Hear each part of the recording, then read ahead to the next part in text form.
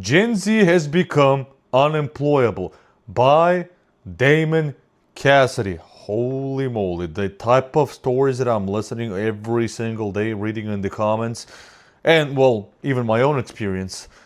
Let's see how unemployable we are. According to the Bureau of Labor Statistics, new Gen Z workers make up the highest share of the unemployed in nearly 40 years, with only 30% of recent graduates securing full-time jobs in their field of study. Yet despite 98% of HR leaders claiming they struggle to find talent, 89% refuse to hire Gen Z, raising the question, why is the most educated generation in The history? problem is there's a lot of talent, but they want way more qualified people for way less money, and there's way less underqualified people, but they don't want to, employ juniors, and their qualifications for juniors have gone up.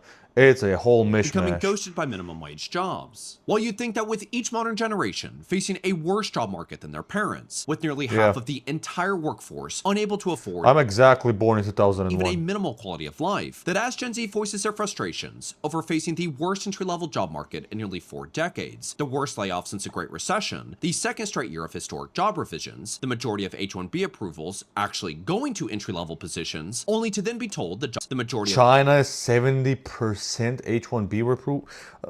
So this means that 70% of H-1B visas are mostly Chinese, Indians, sorry, and then Chinese.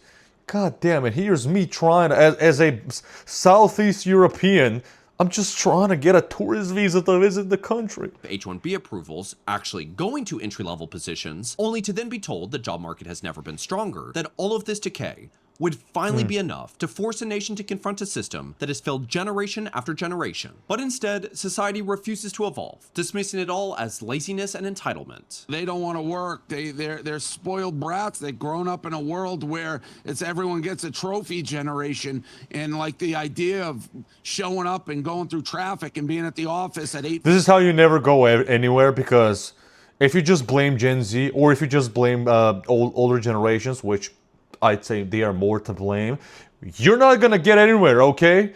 They can work twice as much as you did, or as you could have worked when you were 20, and get like 150% less, or even less, I don't know. 45 and work until 6. As in housing They look and at you cars like and you got stuff. 10 heads to it. They think everything's on a silver platter. So it's very hard to motivate these people. They're really lazy, entitled losers. So while Gen Z I will hate apparently that. be forced to endure the same stereotypes as every previous generation, Yep. the reality is that this employment crisis largely stems from the complete gutting of entry-level jobs. Despite overwhelming evidence that AI is nowhere near fully automating the job market, with MIT finding that 95% of generative AI pilots at companies are failing, alongside the majority of AI layoffs now resulting in rehires, a survey Yep, of more than I've heard of 600 this. recruiters worldwide, with over half But a coming lot from of the rehires are just less numbers of rehires than before when they had an actual some amount of employees, and most of them are seniors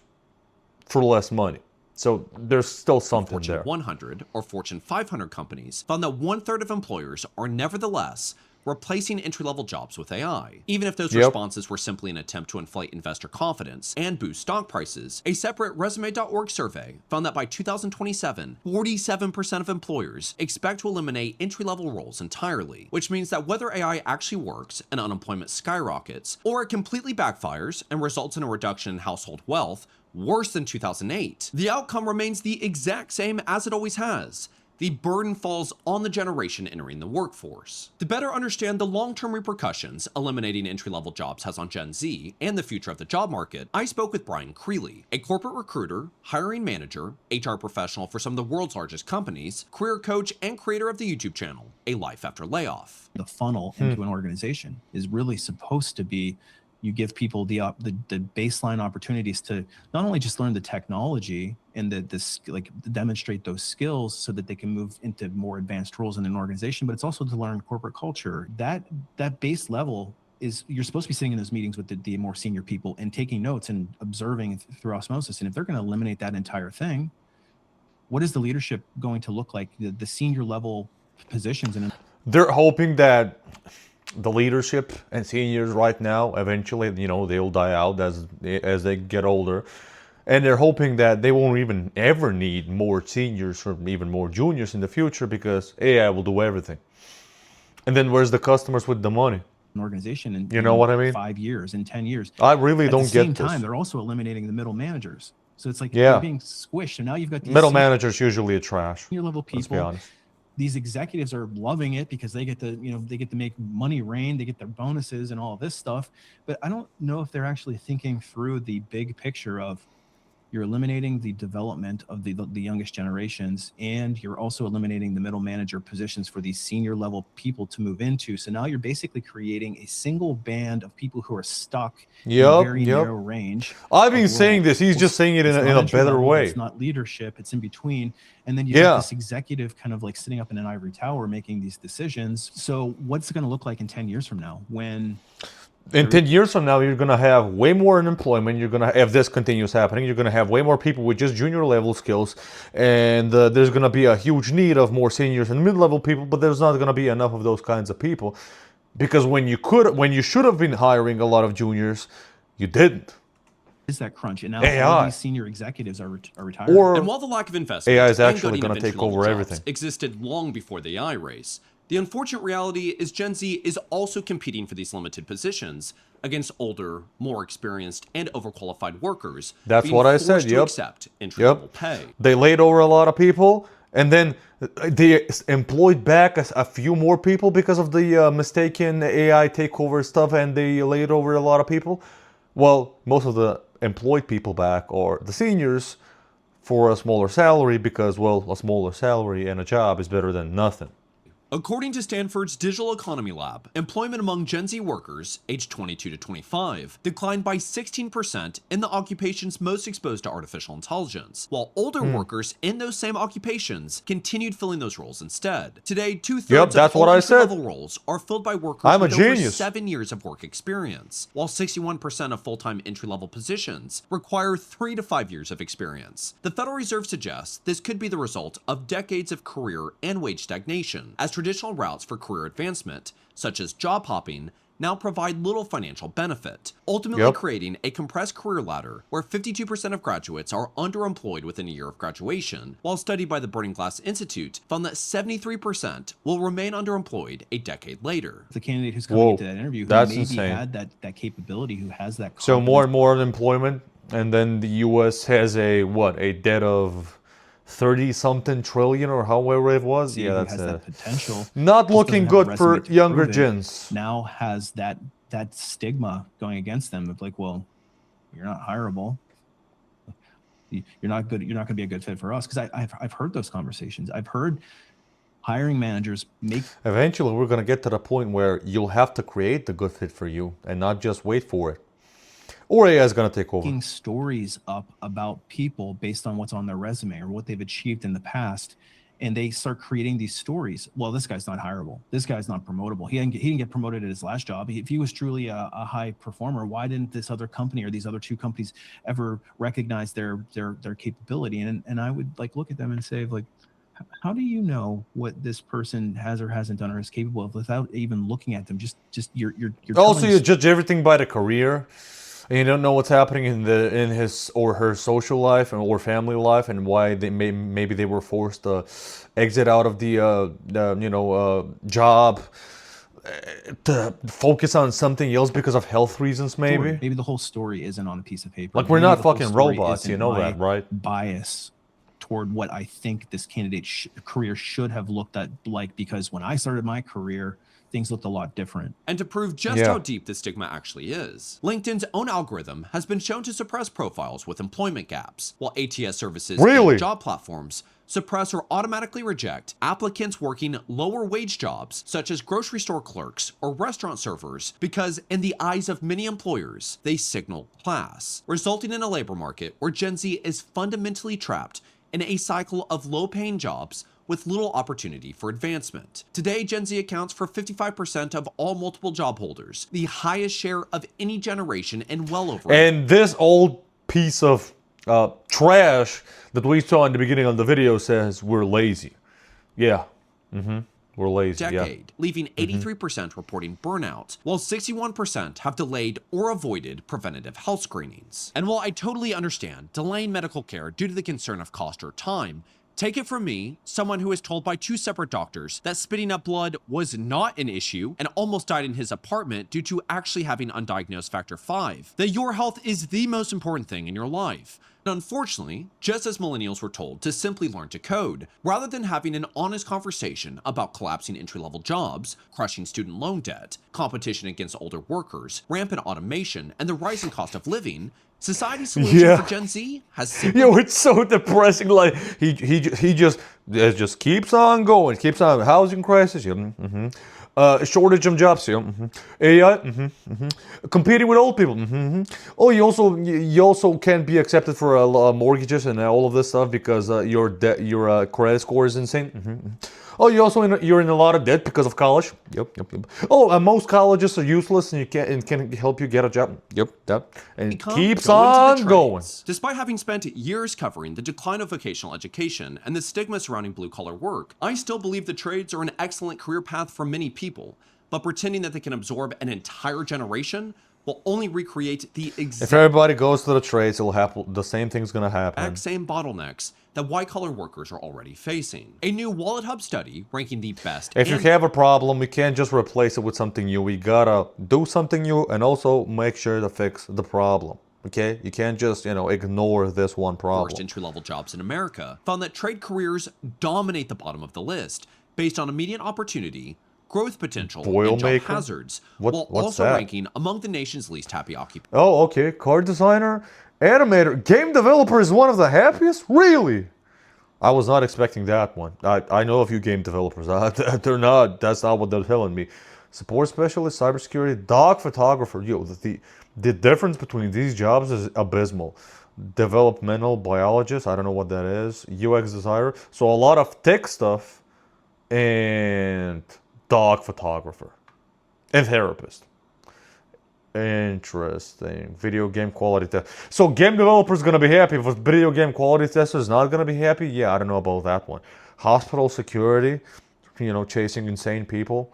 Surgical, construction, warehouse, construction, social, psychiatric, yeah, patience. I don't know. But more importantly, nearly every single one of my friends who are in the trades have recently been telling me that if they were to enter their trade today without their years of experience, their industry connections, or overall reputation, they are convinced they would not be able to find a job because of increased competition and an overall economic downturn in their industry. It's already happening. So while Gen Z has effectively become the test dummies for AI in both classrooms and entry-level careers, only to be turned around and called lazy and entitled, despite working more jobs simultaneously than any previous generation. And being way more educated than all previous generations. Society's only real solution becoming go into the trades. It is crucial that if we care at all about the future of our nation and the children who have no idea the economy they're about to inherit, we begin having honest conversations about how to actually course correct before another generation is forced to pay an even worse price. Unfortunately, I know people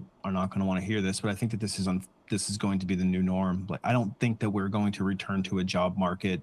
Like, some people are like holding out, like, well, eventually things will improve. They may, because things break completely and you have to rebuild, but like, what's the pain involved in that? That's a much bigger, like, Great Depression level kind of event. Yeah, I heard the saying of before something starts being good and stuff, it needs to get very, very bad and good and dark, so it's forced to be reset. But I don't know if that's gonna happen in my generation and stuff is gonna get better. I don't know about that. Like, well, we just need universal basic income. I have my own strong opinion. Universal basic income also is one of those ideas of, well, you're gonna be the product most likely. You're just gonna get money just for existing, just to buy their products and services. Okay, well, you're gonna lose some freedom. You will. That's my guess. I'm not this genius. This is my guess. About knowing how the world is. There's not necessarily a clear end game that looks great, and I'm not trying to be doom and gloom about this. I do think that there's still, if you take faculty of your own career, you're really driving things. You treat it like you are the CEO of a business of one. You build multiple. People don't like to hear this, but you got to build multiple streams of income so that you're not. That's what I'm trying to do with my 2 channels. To any one single. And I also do fitness training, and some other bullshit on the Paycheck side. and That single is what it is. employer, that you're not knee-jerk reactioning. You actually build your career with an actual strategy. There is a process to do that. And so many people do not do that, mainly because they're never taught that in university or wherever. They kind of just it's like throwing the baby bird out of the nest and saying, figure it out yourself. And most people, not surprisingly, don't really do a good job of that. But I just don't see that this is a fixable problem without there being a wholesale change in how we approach, like, and I'm not just saying like we as the job seeker, I'm saying is like society looks at Yeah. what role the human being plays in where we want this society to go in the future. And so what I hope that we're beginning to recognize is that as a society, if we have any desire to have the future be just a little bit better than today, to have the future be just a little bit better than the past 4 decades, we have to stop putting these blanketed statements on every single massive systemic decay that has been causing issues for as long as we can remember. I just cannot understand for the life of me how every generation emerging into adulthood, at least every modern generation. No, really, I mean, I'll show you, there's a quote from Plato discussing older workers or older people saying that young people are lazy. But the unfortunate reality is that as a society, instead of these older workers or each generation during their period of time, instead of pointing up at the people that are actually undercutting their wages or making them work more hours for less pay, or reducing retirement benefits, reducing paid time off, aren't able to keep up with the cost of living, or reducing health insurance benefits, you name it. Instead of pointing at the people actually doing the issues, what better person to point your fingers at than the little guy that has no power to stand up for themselves? And the biggest thing that I really cannot... Listen, man, this is the problem that I see, and you guys can tell me in the comments. So specifically, this is for the US, but this also goes for Europe and most of the West, right? So 50 years ago, let's say, right? Like usually the percentage of the profit the business owner made, and the percentage of the profit, well, from all of the profit for the company, the percentage that the owner got and the percentage that all the workers got was not that far away. And everything else, expenses wise in life, they weren't that far away. And you could get by, you can get a house and all of this, right? We all know that. We all know about the one man working, a woman being at home, and him being able to support a 5-people family and get a house and all this with one job. Well, eventually, prices and everything started going up. Services, products of companies, all of it started going up because of multiple reasons. Again, not an expert on anything, not an expert on economics or anything, right? This is just a normie guy speaking his thoughts. But wages stagnated, barely grew. And now, 50, 60 years later, it's gone to the point where the percentage of the profits of the company that's going directly to the owners, and the percentage of the profits of the company that's going for paychecks for the workers, way bigger divide, way bigger difference. And you can't just make a new law in any of these Western countries and say, no, this percentage has to go to the workers and so on.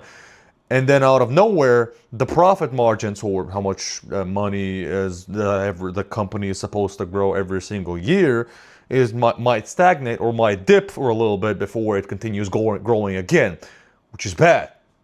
Why? Because stakeholders, right? Because people want to see the company that they've invested money into, stocks into, they want money to go up. That's it. Right? This is like, I'm not an expert. This is just how I perceive it.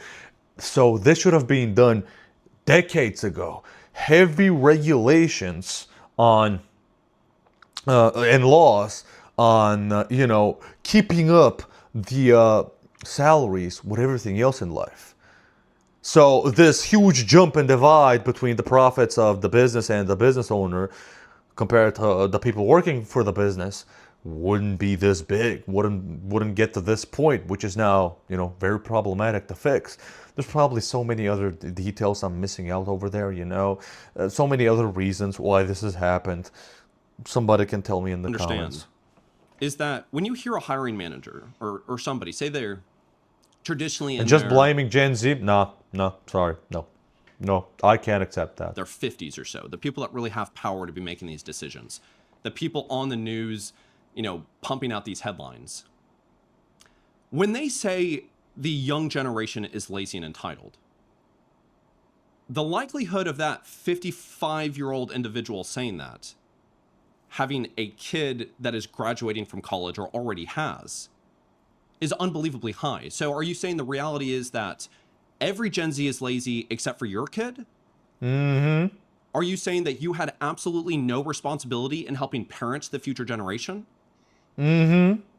How do you point at young kids and say, yeah, they're addicted to social media or to their phone? Yeah, how do you blame the people who are just entering society's work class and up until now had no say and nothing to do with how society has been developed till now, and you're gonna blame them for the chaos, for the economy, for everything? Really? Older adults, do we have no responsibility for the country and the reality that we're a part of? You're telling me that every single systemic decay falls on the little guy. Yeah. Or falls on all these other things, right? Like a massive narrative is that the entire job market is collapsing because of minimum wage. Like imagine in a class of 30 kids, all of those kids have an F.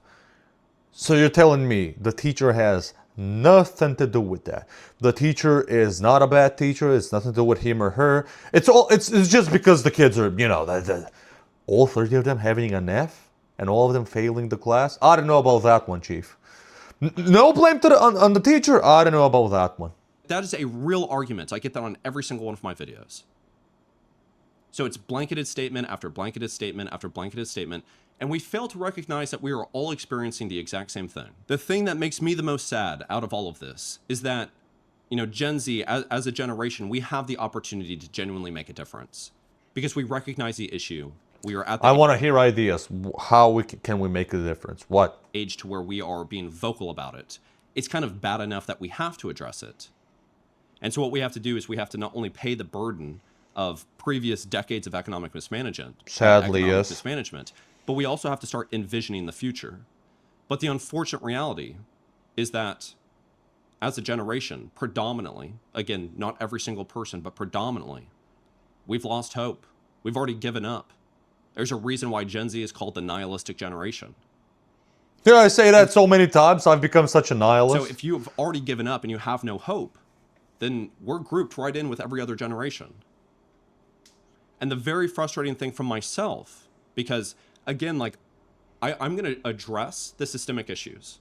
I'm then going to come on and I'm going to do something like this at the tail end of the video because I want to give you in-person, one-on-one kind of, why does this matter? And then at the end of the video, I address, hey, these are things that we can do. Now, I can't not necessarily address, hey, here's how you face decades of economic, destruction of entry-level jobs. You face it by you being the generation sacrificing yourself for the next generation to have a better life. China 50, 60 years ago was like poor country, right? China now, second biggest, one of the world superpowers, second biggest economy, right? Do you know why? Because a few generations, they worked their ass off, didn't get much of it, fixed up the country, so now the generation right now living there has a better life. Not that they don't have any issues, but that's what happened. That generation did not see tons of vacations, luxurious life, and all of this. They worked their ass off. And that's what's going to happen with our generation in the West. There isn't just a solution I can give you for that. And I hope that you kind of recognize that there are individual things that you could do to help better your opportunities of getting a job. Like Brian with a Life After Layoff has plenty of those things on his channel. But what I do here is I just try to talk about the systemic issue and to be able to fix the systemic issue because we're not the ones writing the policy. Like the guy who he interviewed, I know him already. We're not the ones making the corporate decisions. Is we have to change our attitude and our desire to make things better. We are the ones that have each other's hands around each other's throats. We're the ones not making decisions in our own lives. And so what I do is I say, hey, these are ways that you can do agency, and here's why you should have hope, and do this or do this. Try to look at this through your personal life. When was the last time you talked to your neighbor? When was the last time you had these conversations? And so then I offer things of, hey, make sure that you go out and vote. You know, one of the reasons that this happened was because there was no Gen Z turnout. And then what comments do I receive? As a Gen Zer, if I lived in the United States, I don't think I'd see a solution in any of the Democrat or Republican parties. I just think, especially the ones that are, most of them are still just older generations.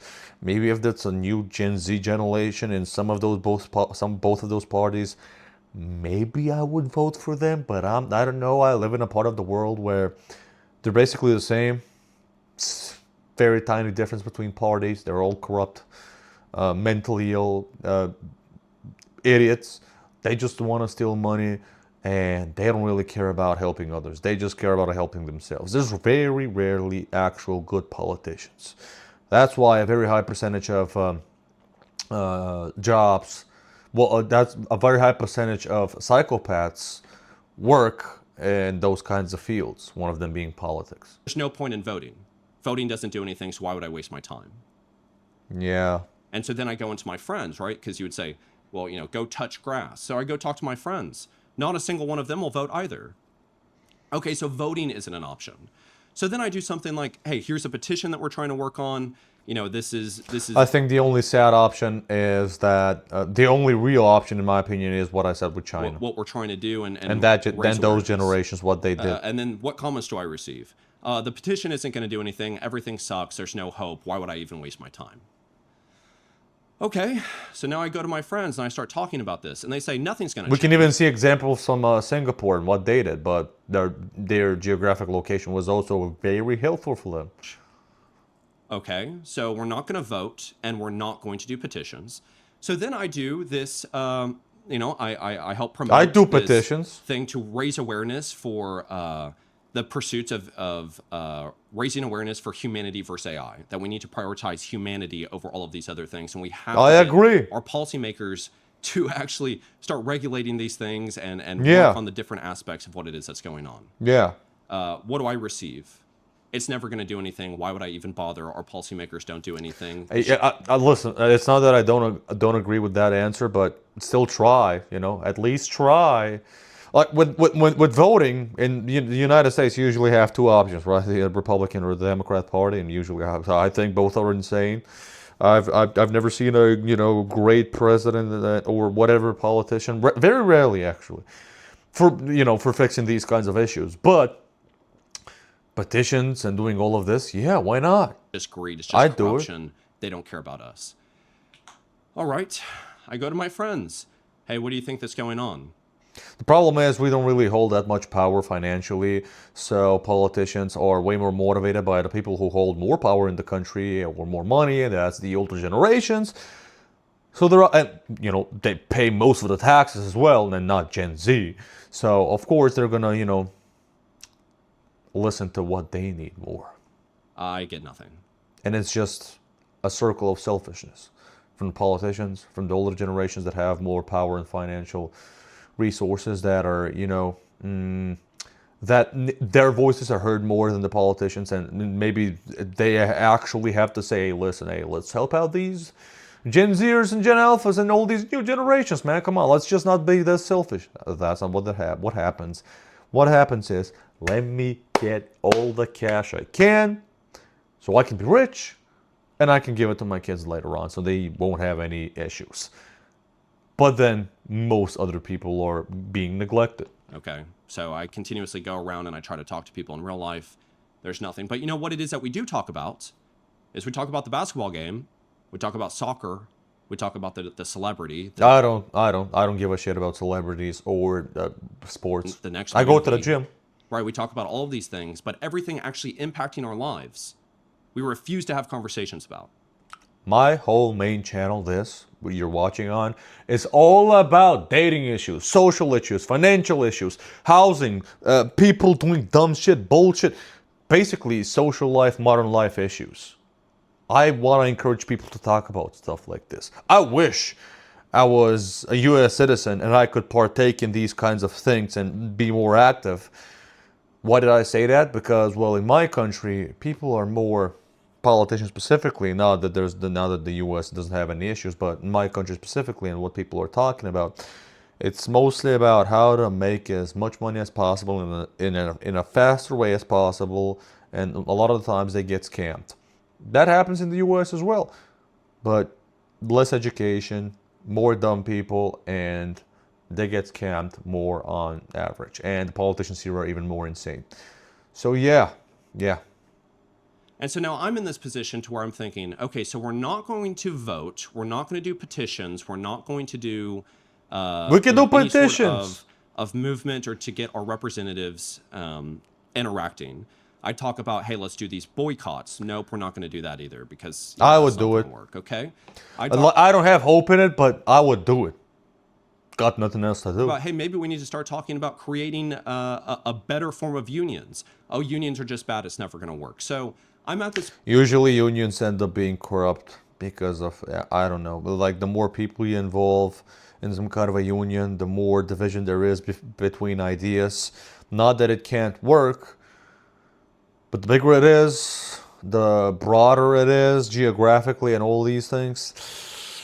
Yeah, that's how humans are. Point where every single so time I nihilistic. produce or I try to mention something negative. and I try to talk about agency within your own life and all of these different things, all I'm now getting is an overwhelming tsunami of why it's not going to work. The unfortunate reality is that if you have a little brother or little sister or a little son or daughter or grandson or granddaughter, that in a decade and 15 years from now, we are going to hear the exact same thing from them. It's gonna be even freaking worse, man. Listen, you guys can finish this video. Damon Cassidy, Gen Z has become unemployable. Great freaking video. And Damon, man, I wish I was a big enough creator. I wish I follow politics in the US and all this stuff and social trends so much because I love it. But sadly, I'm not from the US. I'm not a big enough creator to be able to reach out and do something with you and try and do something with you, you know, even if I have to embarrass myself. Because what happens in the West, the United States, Western Europe, impacts a lot of the rest of the world as well. I'm from Europe. I'm from Southeastern Europe, but still, a lot of the trends in jobs and social life and everything that happens in the West impacts me as male. I mean, maybe you can call me part of the West as well, but kind of not really. But tell me what you think. Comment, like, share, subscribe, and have a nice day and good luck, I guess.